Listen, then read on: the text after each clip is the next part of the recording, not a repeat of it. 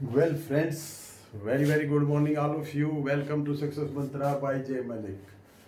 Today, we will discuss power of attorney और उसका supreme court decision क्या है, पावर ऑफ अटॉर्नी क्या चीज़ होती है और हमें किन सर्कमस्टांसेस में पावर ऑफ अटॉर्नी देनी चाहिए या पावर ऑफ अटॉर्नी लेनी चाहिए, तो उसके क्या रूल्स हैं। और जो हम इमूवेबल प्रॉपर्टी जैसे मकान, दुकान, फ्लैट एट्सेट्रा हम परचेज़ करते हैं बड़े बड़े शहरों में, दिल्ली, कोलकाता, मद्रास एट्सेट्रा में जो हम करते हैं, क्या वो लीगल हैं जो हम पावर ऑफ अटॉर्नी के थ्रू कोई प्रॉपर्टी परचेज करते हैं। तो आइए स्टेप बाय स्टेप एक एक डिस्कस करेंगे। तो सबसे पहले मैं ये बताऊंगा कि ये कुछ सोर्सेस थे। गिफ्ट डीड क्या थी, गिफ्ट डीड हम किस केस में कर सकते हैं। गिफ्ट डीड हम जब करते हैं जो हमें, जिससे हमारा अफेक्शन है, जिसे हम कोई डोनेट करना चाहते हैं, तो गिफ्ट डीड है। विल है, वसीयत, प्रॉपर्टी को का वसीयत देते हैं। वसीयत जब तक कोई लाइफ टाइम है, जब तक उसी की बनी रहती है, उसके बाद वो विल के अनुसार उस प्रॉपर्टी का हस्तांतरण, ओनरशिप ट्रांसफर हो जाती है। सेल डीड है, कन्वेंस डीड या सेल डीड है। पार्टीशन डीड, परिवार में पार्टीशन होता है तो वो पार्टीशन डीड करते हैं। एक्सचेंज डीड है, जैसे प्रॉपर्टी के बदले प्रॉपर्टी और कुछ शॉर्टेज रहे तो वहाँ थोड़ा बहुत कैश, तो एक्सचेंज डीड है। तो हमने ये गिफ्ट डीड ये पिछले वीडियो में किया, ये किया, पार्टीशन डीड, एक्सचेंज डीड और लीज डीड भी हम डिस्कस कर चुके हैं। पावर ऑफ अटॉर्नी क्या है ये आज डिस्कस कर रहे हैं और ये किसको दी जानी चाहिए। पावर ऑफ अटॉर्नी होती क्या है? देखो, जनरली ये स्पोज को, फैमिली मेंबर्स और फ्रेंड्स को, जो एक बहुत ही विश्वसनीय पर्सन होते हैं, फेथफुल होते हैं, उनको दी जा सकती है, क्योंकि इन पर विश्वास किया जाता है। क्योंकि इसमें जो डायरेक्ट और साइड नहीं होती है, तो ये इन लोगों पर जिस पर विश्वास किया जाता है उसको पावर ऑफ अटॉर्नी दी जाती है। ये क्या होता है? An authority given by an instrument, जो इंस्ट्रूमेंट है उसको पावर ऑफ अटॉर्नी बोलते हैं।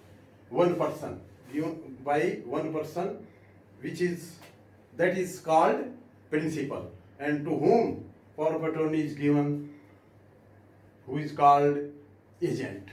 और जिस माध्यम से पावर ऑफ अटॉर्नी दी जाती है उसको पावर ऑफ अटॉर्नी एग्रीमेंट कहते हैं। तो ये क्यों देनी जरूरी है?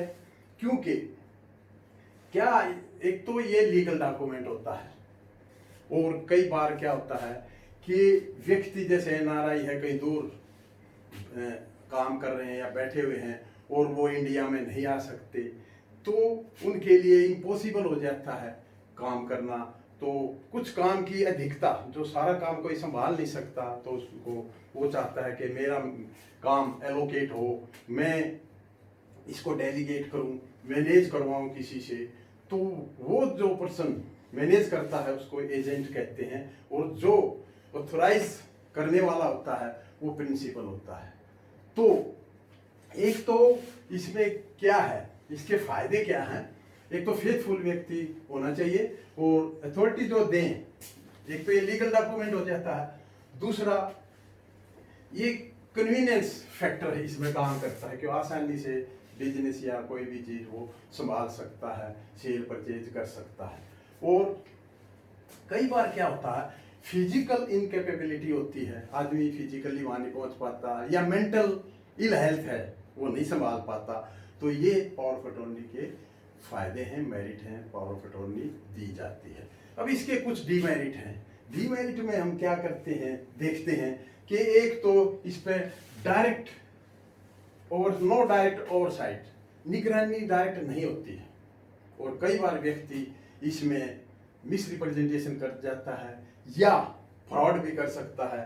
और any act which is beyond the power of attorney, implied और एक्सप्रेस, जो इम्प्लाइड अथॉरिटी होती है उसके बाहर कोई काम कर जाए, फ्रॉड कर जाए, तो ये इसके कुछ इसके कौन्स हैं, प्रोज एंड कॉन्स। प्रोन्स में लाभ हैं और कॉन्स में हानियां भी हैं।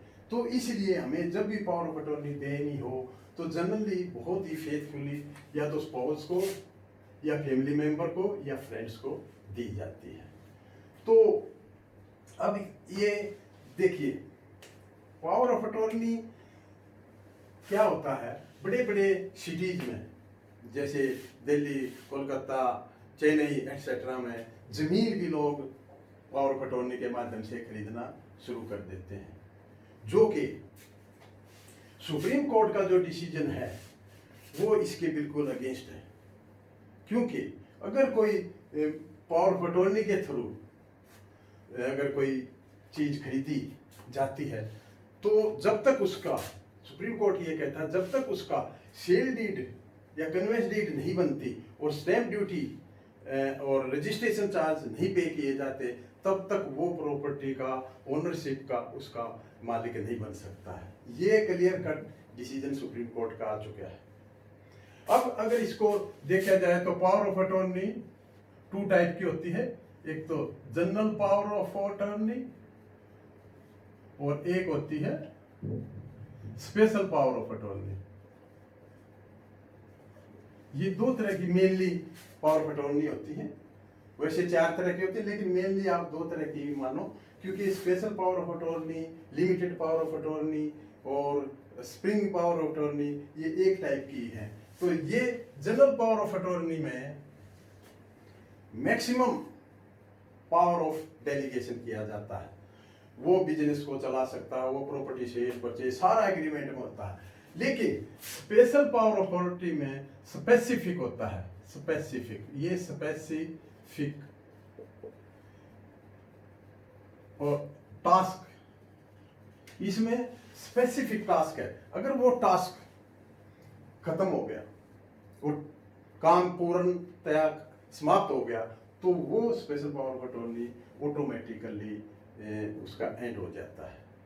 तो अब ये जनरल पावर ऑफ अटॉर्नी और स्पेशल पावर ऑफ अटॉर्नी का अंत कैसे होता है? या तो रिवोक करे, प्रिंसिपल उसको कभी भी कर सकता है, प्रिंसिपल की डेथ हो जाए, या एजेंट मना कर जाए। तो ये 3 केसेस में power of attorney, general power of attorney, special power of attorney, इसमें राइट्स ज्यादा होते हैं, मोर rights through power of attorney दिया जाता है, और इसमें स्पेसिफिक होते हैं कि ये काम, ये टास्क है, स्पेसिफिक टास्क होता है।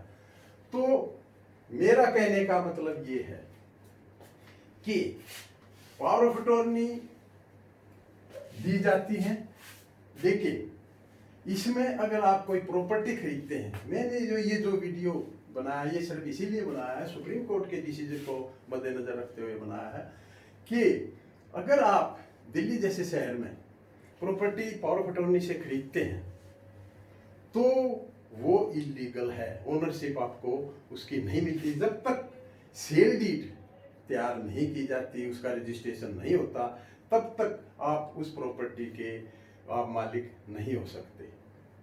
ये इसका मेन सुप्रीम कोर्ट डिसीजन जो आया है, ये इस पर स्ट्रेस देता है कि आप कभी भी सिर्फ पावर ऑफ अटॉर्नी से आप प्रॉपर्टी के मालिक नहीं बन सकते। हाँ, पावर ऑफ अटॉर्नी दूसरे मैटर्स में हेल्पफुल है, यूजफुल है। तो अब ये देखिए कि ये पावर ऑफ अटॉर्नी में आप लोगों को क्या सावधानियां बरतनी चाहिए। पावर ऑफ अटॉर्नी को उसका अगर रजिस्ट्रेशन जो है,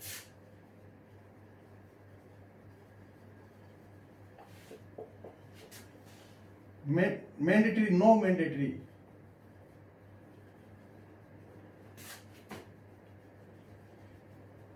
but highly recommended,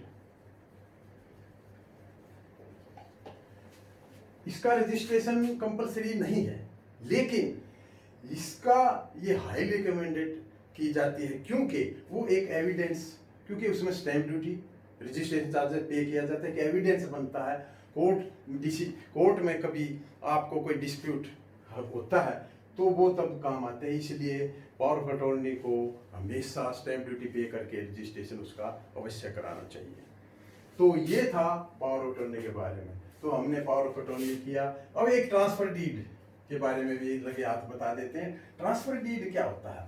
transfer deed family के जब distribution of assets, immovable assets की जाती है, तो ब्लड रिलेशन में इमूवेबल प्रॉपर्टी के केस में ट्रांसफर डीड बनवाने से स्टैम्प ड्यूटी और रजिस्ट्रेशन चार्जेस का खर्चा बच जाता है। तो ये transfer deed immovable property in case of blood relation में अगर आप ट्रांसफर डीड कराते हैं तो आपका स्टैम्प ड्यूटी चार्जेस और रजिस्ट्रेशन चार्जेस की सेविंग हो जाती है। अब देखिए मॉर्गेज डीड क्या है। मॉर्गेज डीड ये लोन केस में होती है, लोन एंड एडवांस में भरी जाती है। क्यों, जब भी आप कोई प्रॉपर्टी के अगेंस्ट कोई लोन लेंगे या प्रॉपर्टी खरीदेंगे तो वहाँ मॉर्गेज डीड भरी जाती है। तो ये वेरियस डीड्स है।